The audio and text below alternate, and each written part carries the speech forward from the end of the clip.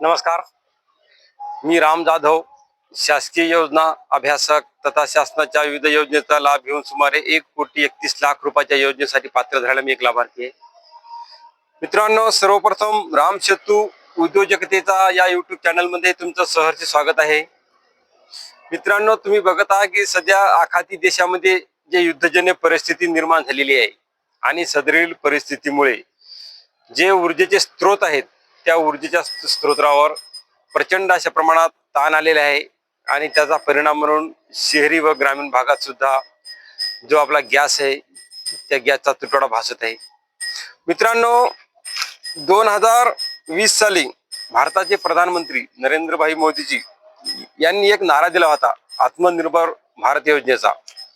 आणि सदरल जी योजना आहे आत्मनिर्भर भारत योजना ही भारत सरकारची महत्वाकांक्षी योजना आहे आणि त्यांनी त्याच्यामध्ये म्हटलं होतं की वोकल फॉर लोकल ही एक महत्वाकांक्षी योजना आहे जेणेकरून आपला भारत देश आत्मनिर्भर आणि स्वावलंबी झाला पाहिजे. आत्मनिर्भर भारत योजनेअंतर्गतच मला एक सदरील बायोगॅस मिळालेला आहे आणि या बायोगॅसचं महत्व आता जी युद्धजन्य परिस्थिती निर्माण झालेली आहे आणि जो गॅसचा तुटवडा निर्माण होत आहे त्याच्यामध्ये मला याचं महत्व एवढं समजलेलं आहे आणि कळालेलं आहे की मी त्याच उद्देशाने तुम्हाला हा व्हिडिओ तयार केलेला आहे.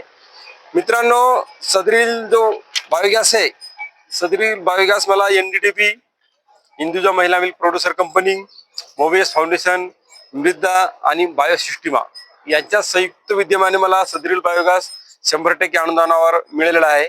आणि सदरील बायोगॅस जो आहे ते शेण आणि पाणी यांचं मिश्रण करून मला दररोजचा जेवढा काही गॅस लागतं तो मला याच्यातून गॅस उपलब्ध होत आहे. आणि गॅसच उपलब्ध न होता याच्यामध्ये जे स्लरी निघत आहे आतापर्यंत मी 12,400 रुपयाची स्लरी सुद्धा विकलेली आहे. 12,400 रुपये माझ्या खिशात सुद्धा आलेले आहेत त्याचे. मित्रांनो, जे काही दूध उत्पादक शेतकरी आहेत ज्यांच्याकडे जनावर उपलब्ध आहेत त्यांनी खरंच जर बायोगॅस जर घेतला तर इंधनाची कोणत्याही प्रकारची गॅस किंवा असं हे घ्यायचं आवश्यकता राहणार नाही.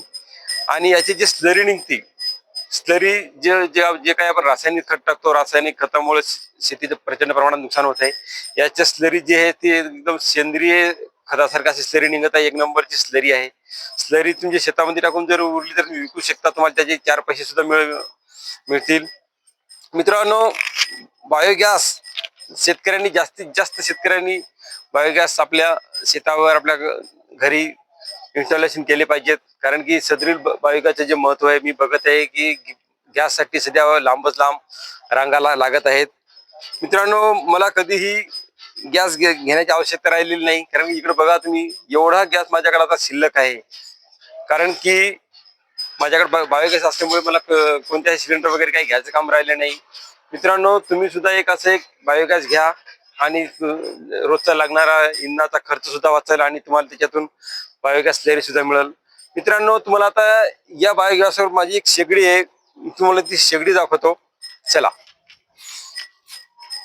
सदरील बायोगॅस हा मोबियस फाउंडेशन नवी दिल्ली, NDDP आणि हिंदुजा महिला मिल्क प्रोड्युसर कंपनी यांच्या संयुक्त विद्यमाने मिळालेला आहे. मित्रांनो, सदरील जो बायोगॅस आहे हा पूर्णतः त्याच्यावर चालतो.